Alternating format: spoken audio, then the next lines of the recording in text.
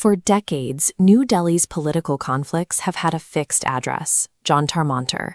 It is the state's designated zone for dissent, and it is where thousands of students gathered to protest national exam leaks before being met with a police crackdown.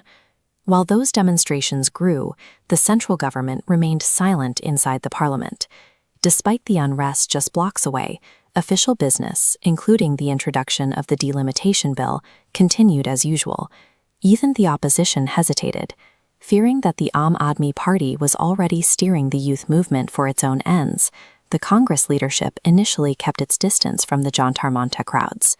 This fragmentation is exactly what the ruling party relies on.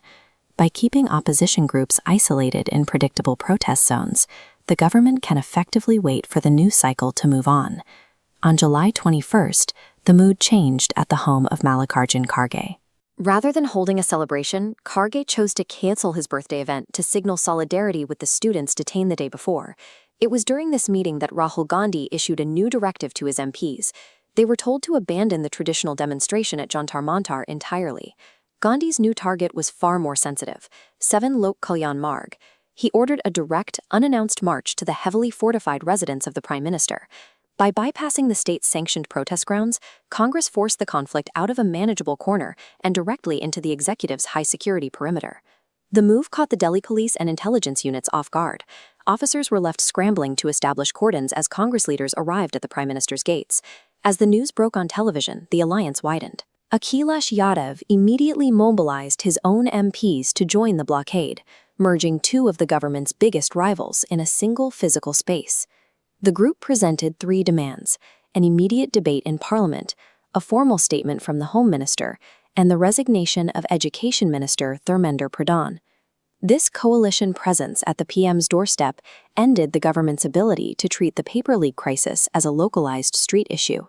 For the first time since the protests began, the government engaged directly. PMO Minister Jitendra Singh was sent out multiple times to personally ask the protesters to leave the high-security zone. Simultaneously, the ruling party launched a sudden PR offensive. Health Minister J.P. Nadda was dispatched to hospitals to visit injured students, an action not taken during the previous 3 days of demonstrations. This timeline shows the government's shift. The left side represents the first 3 days of total silence. But following the PMO blockade, the right side populates with action, from ministerial visits to the Prime Minister's address. Speaking to NDA MPs, Narendra Modi departed from his usual silence on such crises, publicly characterizing the paper leaks as a great sin. When a government that typically ignores street movements begins visiting hospitals and calling for course corrections within a day of a blockade, it indicates that the traditional strategy of waiting out a crisis is no longer working. The standoff ended when Delhi police detained Rahul Gandhi and Akhilesh Yadav, moving them to Chhatrasal Stadium. However, the immediate legislative agenda was ruined. The government's plan to pass 2 major bills in Parliament that week was derailed by the continued fallout from the protest. The move also forced rival opposition groups to react. Arvind Kejriwal and AAP leaders were seen rushing to police stations to check on detained students, struggling to regain their footing in the narrative. By seizing the initiative at the Prime Minister's residence, the Congress-led action forced both the ruling party and other opposition factions into a reactive posture. The 24-hour siege suggests the end of an era where the opposition stays confined to the safe zones assigned by the state.